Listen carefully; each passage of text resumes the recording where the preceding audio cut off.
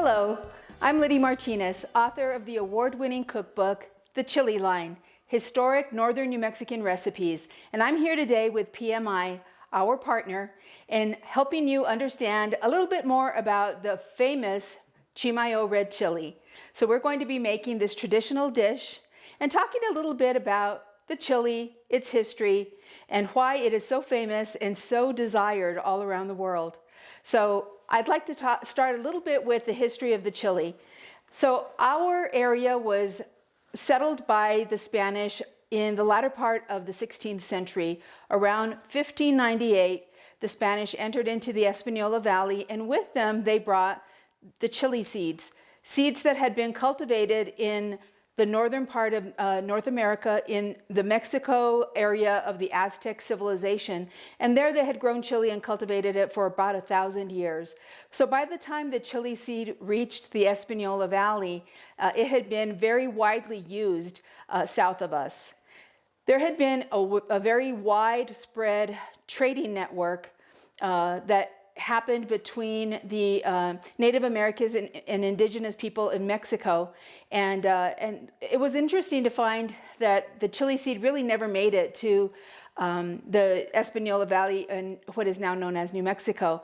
For whatever reason, it was just not desired, and so it just never was cultivated here until the Spanish came. Because they spent a considerable amount of time in Mexico before the Spanish crown allowed them to advance to the Espanola Valley, they had spent a long time in Mexico and had gotten used to the cuisine of the Aztec Empire, chili being among some of their favorite dishes, and so they brought the seed with them. The Chimayo Red Chile has been cultivated in the Chimayo Valley for all of those 400 plus years, and it has taken on the kind of aroma and the flavor of the environment where it is grown. So it's very different to have and taste chili that comes from Chimayo than it is to, say, have chili in Espanola, which is just about 7.5 to 8 miles west of the Chimayo Valley. And is now that chili, the Espanola chili, is being harvested at the space station, which is, I think, pretty cool. But it's very different. It's a very different strain of chili because the changes in the environment. What you'll find with the Chimayo Red and why it is so highly desired is that it has a very interesting color. So I'm going to show you right here. The red chili actually has a little bit of an orange tone to it. And it also has a very interesting and more complex flavor. It has a bit of a earthy undertone. It's got a bit of a smokiness to it. And it also has some undertones of sweetness, which you don't find in other chili. The combination of these flavors really enhances the dishes that you're making. And for us in northern New Mexico, it is the desired chili around the holiday season. So what we're going to do today is we're going to make some of this red chili the traditional way from northern New Mexico. And it is the sauce that we use, or the substitute that we use for gravy when we're making mashed potatoes with our holiday meals. So we're going to be talking about how we're going to use that. Today we're using a variety of ingredients, and you can find this recipe in my cookbook. It's on page 77, and you can follow along if you'd like to go ahead and have a sample of what you need to do, an example, while you're making this dish. But we're going to have some fun today, so let's start with the cooking. So we're going to talk a little bit about the ingredients for the Chimayo Red Chile. And we'll start off, of course, with the Chimayo Red, which I have in this bowl. We also have a combination of some meat here. So this is ground beef, and we also have a little bit of ground pork, and we'll be using both of them today. We also have some finely chopped onion. This is almost at a mince, so very, very small as you can cut it. And then we've got about 3 cloves of garlic that have also been minced, 2.5 tablespoons of flour, and about 2.5 tablespoons of canola oil. You can use any kind of oil you'd like, but we're using canola today. I've got my salt cellar here, and then I also brought a couple of containers of chicken broth because I make my own. Definitely, if you don't make your own, you can use the one that is at the grocery store. There's absolutely nothing wrong with that. But I like to make my own chicken broth because I use it quite a bit, and so I have a stock in my freezer. And every time I make the chicken, or I bring a chicken, I make the chicken broth specifically so that I can use for my dishes, and there's no salt added. It has really a nice mixture of vegetables in addition to the chicken. And it's a really nice thing to have on hand and very, very inexpensive to make. I also have a little bit of water in this container. We may or may not need it depending on the thickness of the chili. So it's one of the things I wanted to talk a little bit about before we begin. There is a need for different consistencies depending on how you're going to use the chili. So as an example, if you're going to be using red chili for a Frito pie, you want for the chili to be slightly thinner than you would if you were going to be using it to make enchiladas. So always start with a little bit of liquid and then allow it to come to a boil. Once it's at a boil, that's as thick as it's going to get. And you can make some decisions about whether you need to thin it out further or not. It's a really good practice to just start adding a little at a time. I know oftentimes we'll rely on the recipes and go ahead and dump in a whole cup or a cup and a half of chicken stock and then find that it's maybe a little bit too loose. You can, of course, always boil that down and allow it to just simmer, and eventually it will reduce as far as and increase the thickness. But it's much easier if you just know exactly what consistency you want and then just strive for it from the beginning. So we're going to go ahead and get started, and the first thing I'm going to do is heat up my skillet. So we're going to start the dish by heating up a skillet. I am using a cast iron skillet that has been in my family for a very, very long time. It belonged to my grandmother. Subsequently, my mother got it when my grandmother passed away, and then I received it as a gift from her a while back when my husband and I first got married. So it's been in use probably for about 100 years. I love it because they are really wonderful at retaining heat, and so it gets a really good sear on meat, which is important when you're making particularly, steaks and stuff like that, but definitely sauces. So we're going to start by heating the pan up just a little bit. I've already turned on the flame, and we're going to add, I think this is probably about 2.5 tablespoons to 3 tablespoons of oil. We're just using regular canola oil. You can use vegetable oil. You can also use bacon fat if you want, or lard if you've got some on hand. It really is a variable dish where you can really substitute a lot of the ingredients and not have a whole bunch of impact on the actual flavor of the dish. So once the oil starts to heat up, the first thing that we're going to do is add the onions. So I have diced these onions a very fine dice because I want them to not be all of that present when you have a sauce. It's almost at a mince. So add the onions in, and they'll start to saute very gently.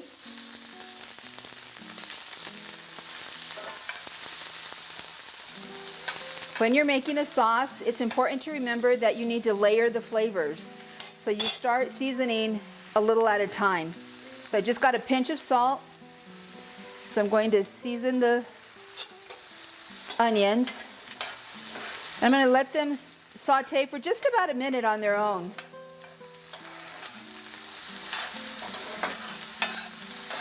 And then once we've got them started, we're going to take our meat. So today what we are using is a combination of some coarsely ground pork, and then on this side we have some beef. And together this is roughly 3/4 pound. We really aren't going to use the meat for the actual chili dish, but I want to intensify the flavor. So we're going to go ahead and add that now and start the saute.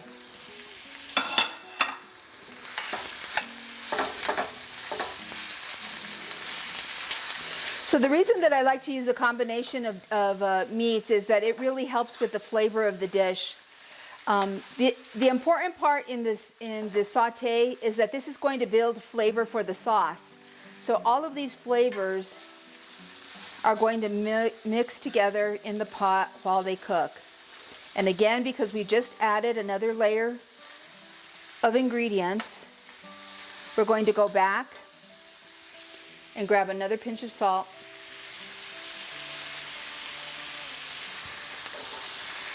I'm going to turn the flame up just a bit.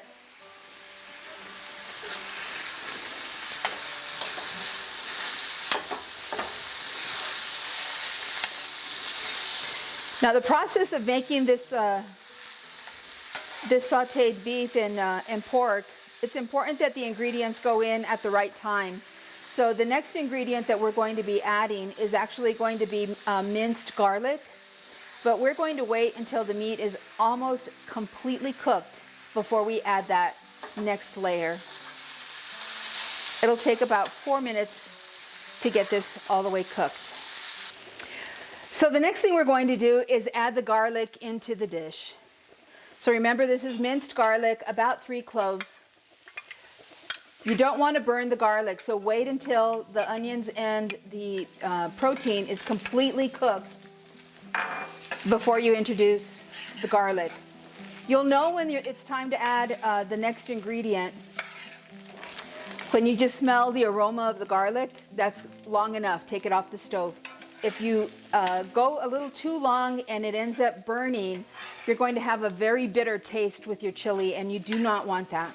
So be very cognizant of the aroma. It's going to depend on the pan, how hot the pan is, how much meat is in the pan, so there are a lot of variables. But you'll know because the garlic will tell you, just pay attention. Once you can smell it, it's time to take it off the heat.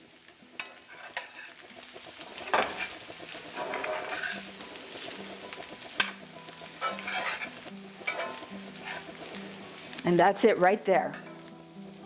Okay, so I'm going to be removing all of this protein that is fully cooked now to this bowl.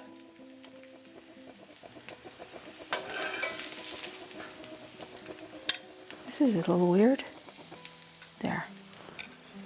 Making a strange little noise. And you're going to see at the bottom of your pan all these little tidbits. Don't worry about them. You want them to stay in the pan.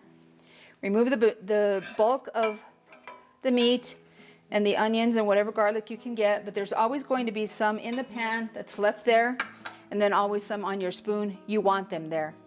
So the next thing you're going to put into the pan is you're going to add a little bit of oil. So there was some oil.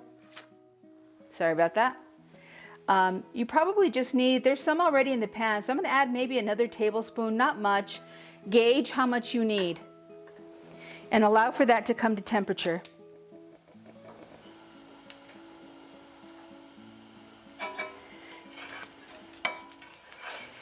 And you're going to add the flour.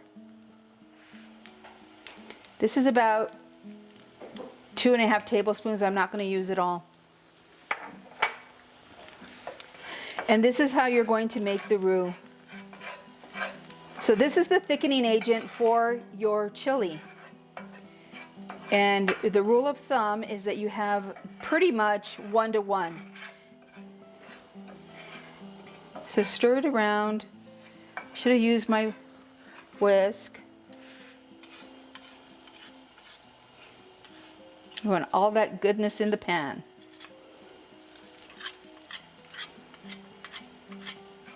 There we go.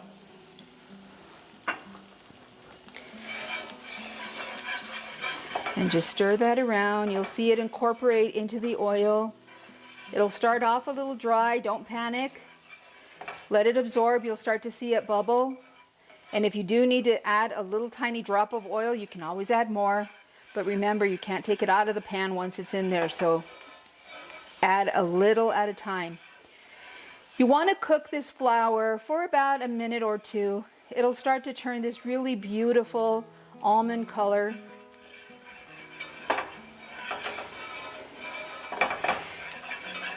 So that you get that floury taste out of there. And we're just about there. The next thing that we're going to add in is the red chili.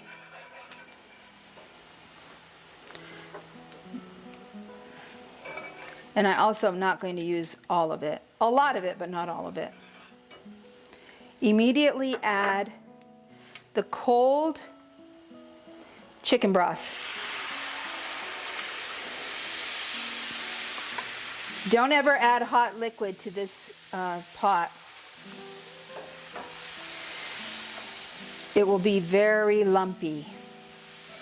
And just start working I mean, it'll get lumpy, but it'll stay lumpy if you add hot water or hot stock.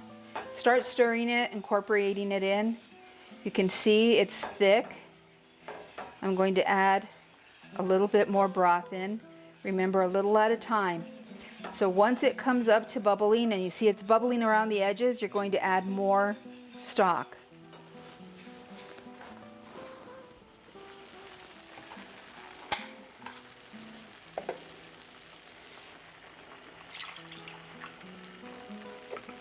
And again, just stir it in, be patient. You might want to lower the flame just a bit.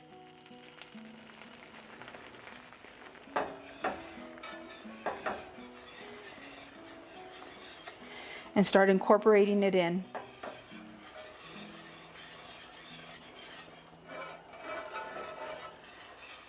One of my favorite memories of being around family is always during the holidays. It is a traditional dish, a traditional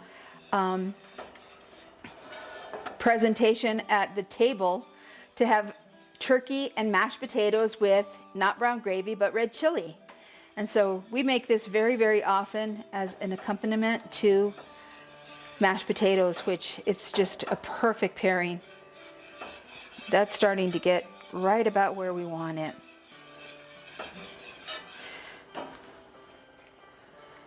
I'm going to use a little more chicken broth. Remember that it doesn't have to be all chicken broth. You can always add water if you'd like to do that to thin it out. But again, we're layering flavor.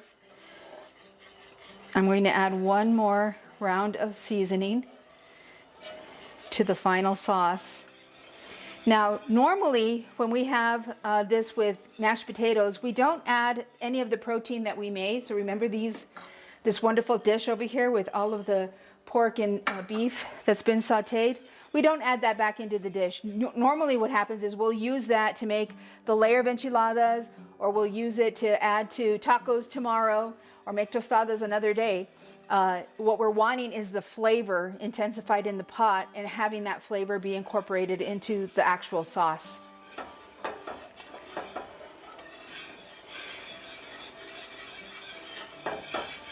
And the last layer of salt. Oh, that smells delicious.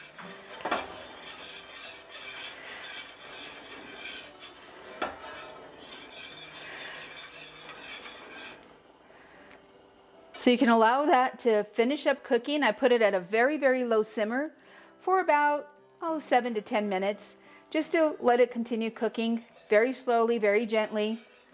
And remember, if it gets a little thick on, if it gets a little thick on you, all you have to do is add just a little dash of broth or water.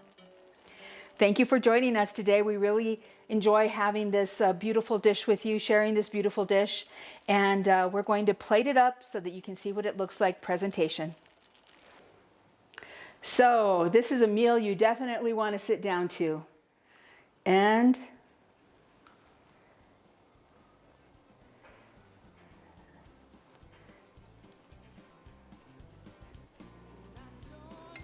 enjoy this holiday season with your family.